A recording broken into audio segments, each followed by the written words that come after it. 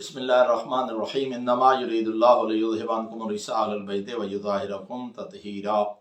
محترم و معزز سامعین، السلام علیکم ورحمۃ اللہ وبرکاتہ۔ چونکہ آج 3 رجب المرجب 1443 ہجری ہے اور اکثر روایات کے مطابق یہ روز شہادت ہے امام علی نقی علیہ السلام کا، اور یہ 3 دن مخصوص ہے امام کے ساتھ، چونکہ پرسوں 5 رجب المرجب حضرت کا روز ولادت ہے۔ تو میں چاہتا ہوں کہ چند معروضات حضرت کی سیرت طیبہ کے متعلق آپ کے گوش گزار کروں۔ آپ کا اسم مبارک علی ہے اور آپ کی کنیت ابو الحسن ہے، اور یہ وہ کنیت ہے جو 3 ائمہ کو نصیب ہوئی۔ اگر آپ کا نام مبارک دیکھا جائے تو آپ صف امامت کے 4تھے علی ہیں۔ آپ سے پہلے 3 علی گزرے، امام امیر المومنین علی علیہ السلام، امام علی زین العابدین علیہ السلام، والی خراسان امام رضا علیہ السلام۔ یہ 3 ہستیاں جن کا نام علی ہے، اور یہ 4تھی ہستی ہیں آپ جن کا نام مبارک علی، اور آپ کی کنیت ابو الحسن، اور یہ تیسرے امام ہیں جن کی کنیت ابو الحسن قرار پائی۔ اور میرے محترم سامعین،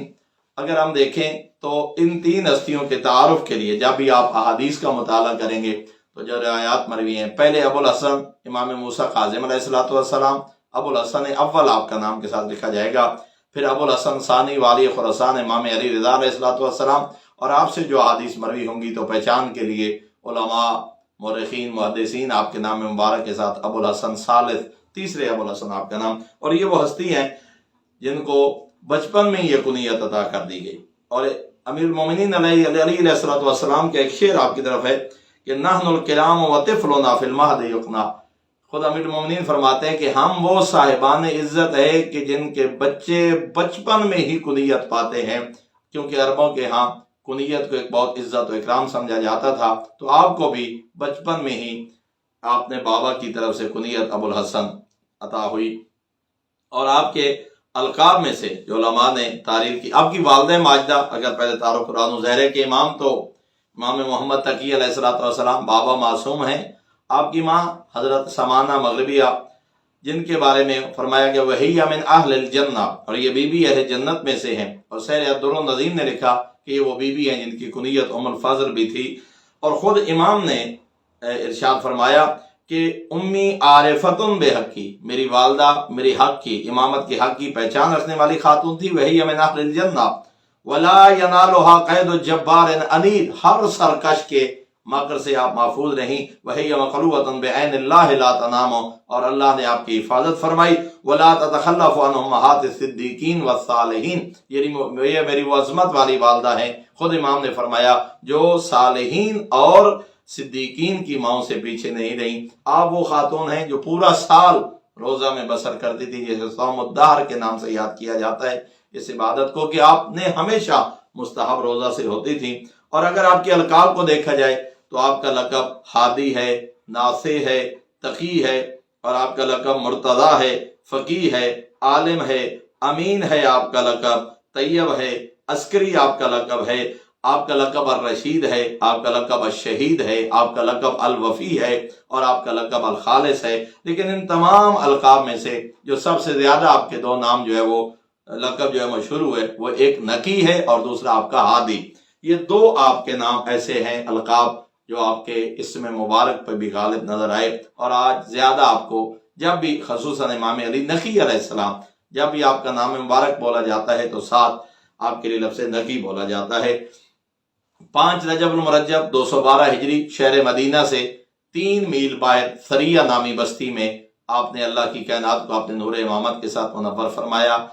اپنے بابا کے ساتھ 8 سال اور 5 مہینے بسر کیے۔ 212 ہجری والی روایت کے مطابق 220 ہجری میں بابا کی شہادت کے بعد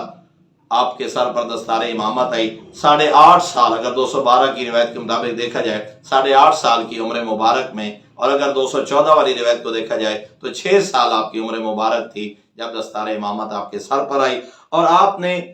زیادہ وقت مدینہ میں پہلے بسر کیا۔ آپ کا دور امامت میں سب سے پہلا جو حکمران تھا وہ معتصم عباسی تھا۔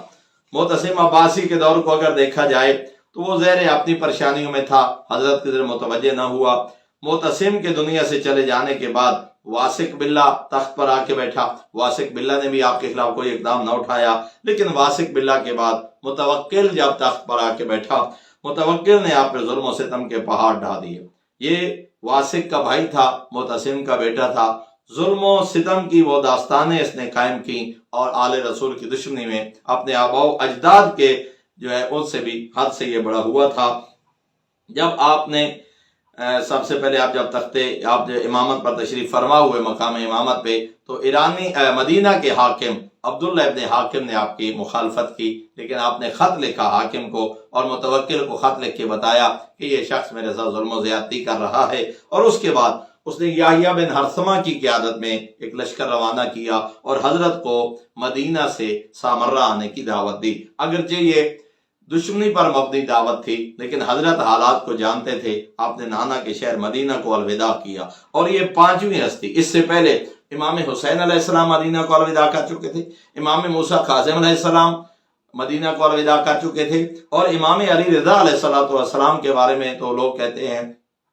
کہ جب آپ نے رجب 200 ہجری میں اپنے نانا کا شہر چھوڑا تھا تو مظلوم کربلا کے مدینہ چھوڑنا کی یاد تازہ ہو گئی تھی، اتنا قرآن برپا ہوا۔ اور پھر علماء کہتے ہیں خود امام محمد تقی علیہ السلام جب نانا کا شہر چھوڑ کے کاظمین تشریف فرما ہوئے، اور بالاخص پھر یہ پانچویں ہستی ہیں امام علی نقی علیہ السلام، روایات میں ملتا ہے کہ مدینہ میں قرآن برپا تھا، اور وہی منظر جو 28 رجب کو والی کربلا کے مدینہ چھوڑتے ہوئے تھا وہی آج بھی نظر آ رہا تھا۔ بہرحال آپ تشریف لے آئے سامرہ، خاف الثعالی، یعنی اس کے معنی بنتے ہیں بھیک مانگنے والے گداگروں کی بستی۔ زبردستی آپ کو وہاں پہ اتارا گیا، اگرچہ یہ لوگ نہیں جانتے تھے کہ آپ تو فقراء کے ساتھ محبت کرنے والے گھرانے سے تعلق رکھتے ہیں۔ 3 دن حضرت نے اس بستی میں قیام کیا، اور پھر حاجب رزاقی کی قیادت میں اور نگرانی میں آپ کو سامرہ منتقل کیا گیا۔ سامرہ جب آپ تشریف لائے تو یہ رزاقی بالآخر آپ کی محبت کا شکار ہو گیا، پھر سعید کی حراست میں دیا گیا، لیکن آپ کی سیرت و کردار کے آپ نے ایسے جھنڈے بلند کیے کہ پورے سامرہ میں آپ کی عزت، مقام اور احترام جو ہے وہ لوگوں کے دلوں میں گھر کرتا چلا گیا۔ آپ صلی اللہ علیہ وسلم کے خاص طور پر متوکل نے جو ظلم و ستم برپا کیا، آپ کے گھر کی تلاشی لی گئی، حتیٰ کہ اس تلاشی کے دوران آپ کے گھر سے سوائے قرآن مجید اور احادیث کے علاوہ اور کچھ برآمد نہ ہوا، اور جب لوگ آئے اس وقت آپ تلاوت قرآن میں مصروف تھے۔ اسی حالت میں آپ کو دربار میں لے جایا گیا، وہاں شراب نوشی کی محفل جاری تھی۔ یہ بھی امام کی آپ مظلومیت دیکھیں کہ لوگ شراب نوش کر رہے تھے، اور خود حاکم وقت نے حضرت کو اس فعل خبیثہ کی طرف دعوت دی کہ مولا آئے ہمارے ساتھ شراب پئیں، تو آپ نے جو جملہ فرمایا وہ تاریخ نے لکھا کہ فرمایا واللہ ما خامر لحمی و دمی قط، بلکہ بعض روایات میں ولا آبائی، آپ نے فرمایا میرا اور میرے باپ دادا کا خون آج تک اس میں شراب نے جو ہے وہ مخلوط نہیں ہوئی، میرے آباء و اجداد نے بھی یہ گناہ کبیرہ کبھی سر انجام نہیں دیا، ہم مقام عصمت کے حامل لوگ ہیں۔ شرمندہ ہوا، پھر حضرت کو شعر کہنے کے لیے کہا، رقاصہ عورتیں رقص کرنے لگیں اور